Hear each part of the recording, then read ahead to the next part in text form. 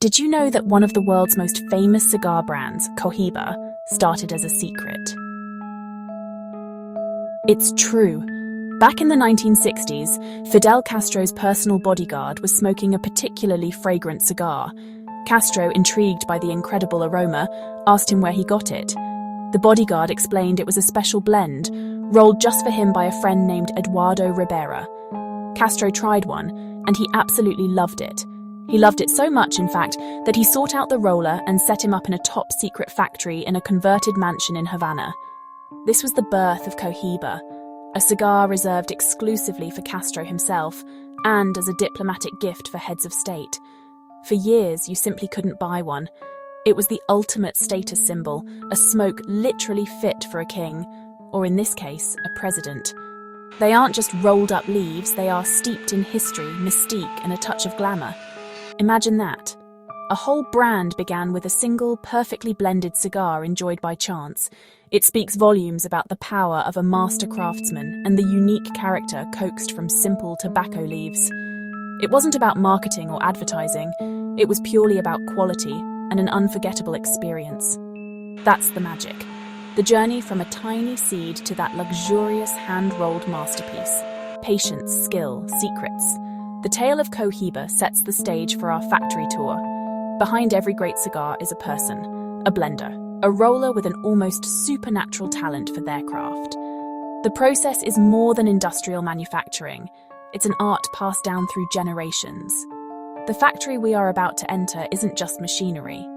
It's a cathedral of tradition where human hands transform a humble plant into an object of desire. Grab your imaginary factory pass. We're going behind the curtain. From that single exclusive cigar made for Castro, a global phenomenon was born. In 1982, Cohiba went public and the world went mad. Demand was astronomical.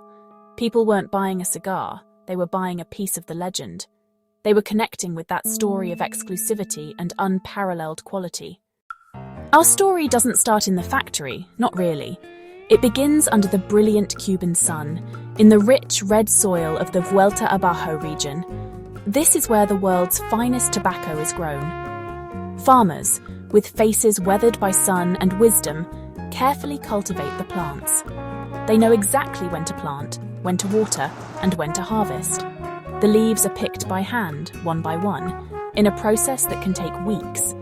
They start from the bottom of the plant and work their way up, as the leaves at different heights have different qualities and flavors. It's a delicate dance with nature, a partnership between the land and the farmer that has been perfected over hundreds of years. You can't rush perfection, and here patience is everything. Once harvested, the leaves are taken to special curing barns, or casas de tabaco. These are rustic A-frame wooden structures where the leaves are strung up on long poles, like delicate green curtains hanging in the breeze. Here, they will spend weeks slowly turning from a vibrant green to a beautiful, rich palette of yellows and browns. The temperature and humidity inside these barns are meticulously controlled, often just by opening and closing doors and windows. This slow-drying process is crucial. It's not just about drying the leaves. It's about allowing the starches within them to convert into sugars, which is the very first step in developing their complex flavors and aromas. It's a quiet, patient transformation. After the curing process is complete, the now brown leaves are gathered into bundles. These bundles, known as manojos, are carefully wrapped in royal palm bark, which helps protect them and maintain their moisture content. The first stop inside the factory is a large, brightly lit room known as the sorting house, or escogida. This is where the true expertise of the factory workers begins to shine. Piles upon piles of cured tobacco leaves are laid out on long tables. Here, highly skilled workers, mostly women, perform a critical task. They sort the leaves. But this isn't just a simple sort. They are classifying each individual leaf based on a dizzying array of characteristics. They look at the size. They look at the texture. They look at the color. They look at the quality. Is the leaf silky and smooth? Or is it rough and veiny? Is it a light golden brown? Or a dark, oily Maduro? It's a visual and tactile assessment that requires years of training. The sorters work with incredible speed and precision, their hands fluttering over the piles like butterflies. They are guided by a deep, almost innate understanding of tobacco. They can tell just by a glance and a touch which leaves will be wrappers, which leaves will be binders, which leaves will become filler. The leaves are separated into dozens of different classifications.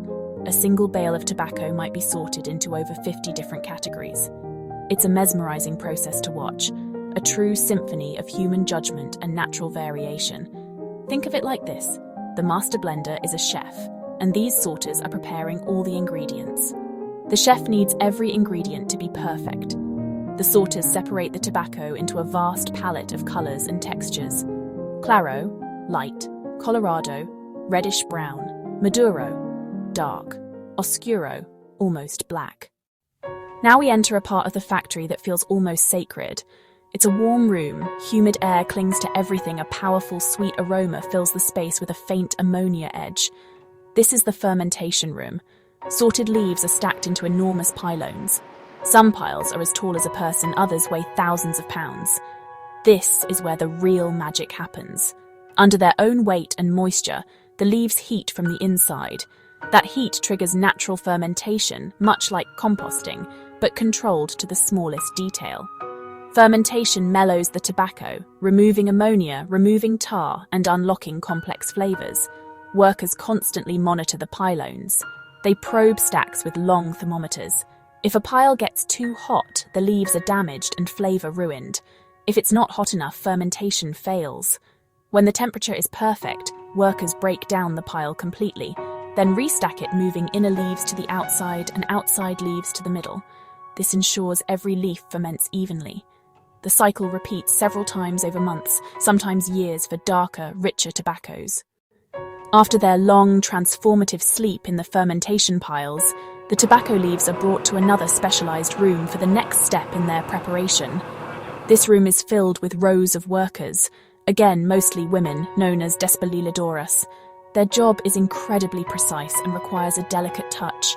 They take each fermented leaf, one by one, and carefully remove the thick central stem or vein. Using a special curved blade called a chaveta, or simply their thumbnails, they split the leaf in two and strip out the tough central rib.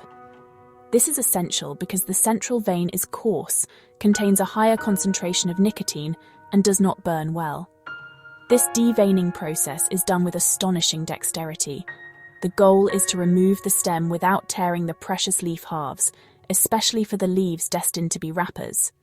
A torn wrapper leaf is practically useless for a premium cigar. As they work, the despaliladoras perform yet another round of classification. They are feeling the texture and the elasticity of each leaf half. They are looking for any imperfections, any blemishes or discolorations that might have been missed in the initial sort. The very best, most flawless and silkiest leaves are set aside to become the beautiful, oily wrappers. These are the money leaves, the ones that give a cigar its stunning appearance. We now step into the most famous room in any cigar factory, the rolling room, or galera. This is the heart of the operation, a large, bustling hall filled with the gentle, rhythmic sounds of chopping and rolling. The air is thick with the rich, sweet scent of aged tobacco. Rows upon rows of wooden desks stretch across the room. At each desk sits a torcedor, or cigar roller. These are the rock stars of the cigar world, master artisans who will finally bring the cigar to life. The atmosphere is one of intense concentration, yet it's not silent. A quiet hum of activity and a sense of shared purpose. The torcedores are a mix of men and women. Many have been rolling at the same desk for decades. This craft is often passed down through families from one generation to the next. A new roller spends years as an apprentice, learning from a master. They sit at their benches with their tools laid out before them. Chaveta, fan-shaped blade. Tabla, small wooden board. Guillotine, pot of goma, colourless vegetable gum. These simple tools, combined with incredible skill, are all they need. A unique tradition, the lector on a raised tribunal. Morning, reading the daily newspaper. Afternoon, reading novels or adventure stories. This tradition dates to the 19th century and is cherished Cuban factory culture.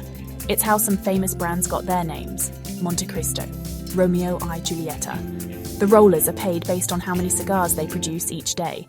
Each torcedor has a quota. Let's look closer at the torcedores bench and witness the magic firsthand. The roller begins by selecting the leaves for the filler. This isn't random. They are following a precise recipe provided by the maestro ligador, or master blender. They will take a specific number of ligero leaves, seco leaves, volado leaves to create the exact flavor profile required. The powerful ligero leaf is always placed in the center of the bunch. This ensures the cigar burns evenly while delivering its strength. The roller carefully folds and arranges these leaves in an accordion-like bunch, ensuring there are clear air passages running through the length of the cigar. This is crucial for a good draw. Once the filler bunch is assembled, the torcedor takes a binder leaf. Just because a cigar has been rolled does not mean it is ready for the world. Oh no, darling. Now it must face the unforgiving scrutiny of the quality control department. Immediately after being rolled, the cigars are taken to a quality control station. Here, inspectors check them for a whole host of potential flaws. They check the weight, they check the length, they check the circumference, they check the overall appearance. Is the color consistent? Is the wrapper smooth and oily? No blemishes or tears? Is the cap applied perfectly? Any cigar that doesn't meet the incredibly high standards is immediately rejected. Inspectors also check the feel of the cigar. They gently squeeze it along its length, checking for hard or soft spots. The cigars that have survived the rigorous quality control process are now sent to a very special place: the aging room, the escaparate. This is a large room often lined with cedar wood from floor to ceiling, where temperature and humidity are perfectly controlled. The cigars are laid out in large, open-fronted cedar drawers to rest. This is not a long-term aging process, but a crucial marriage of the flavors. The cigars will spend a minimum of a few weeks, and sometimes several months in this room. During this time, the different tobaccos in the blend, the filler, the binder, the wrapper truly meld together, their individual flavors harmonizing into one cohesive, complex profile. The cedar-lined room also plays a vital role. The wood gently imparts its own subtle, spicy aroma onto the cigars, adding another layer of complexity to the final product. More importantly, this resting period allows any excess moisture from the rolling process to slowly dissipate, stabilizing the cigar and ensuring it will burn perfectly. It's a quiet, peaceful slumber that prepares the cigar for its final presentation. The air in the escaparate is wonderfully fragrant, a mix of rich tobacco-sweet, aromatic cedar. It's the final step in the flavor development process that began months ago in the fermentation piles. After their rest, the cigars are brought out for their final dressing. They are taken to another sorting table. Workers under bright, natural light perform the final color sort. Even within the same wrapper classification, there can be subtle variations in shade. So, as we leave the factory, what have we learned? We've seen that making a premium cigar is an astonishingly human process.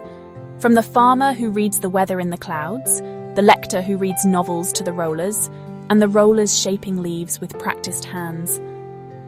Human hands and human judgment are involved at every single step.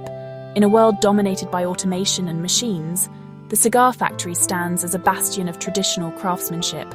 Skill, patience, artistry. The process is long, complex. It requires an incredible amount of dedication from hundreds of people. Each cigar is a small miracle of collaboration. This intricate journey is exactly why people develop such a passion for cigars. When you hold a hand-rolled cigar, you are not just holding a product, you are holding a piece of art. You are holding the culmination of years of knowledge passed down through generations. You can feel the history, the tradition, and the immense pride that went into its creation. The ritual of cutting, lighting, and smoking a cigar becomes a way of connecting with that story. It's an invitation to slow down, to savor the moment, and to appreciate the complex flavors and aromas. Every puff of a great cigar tells a story.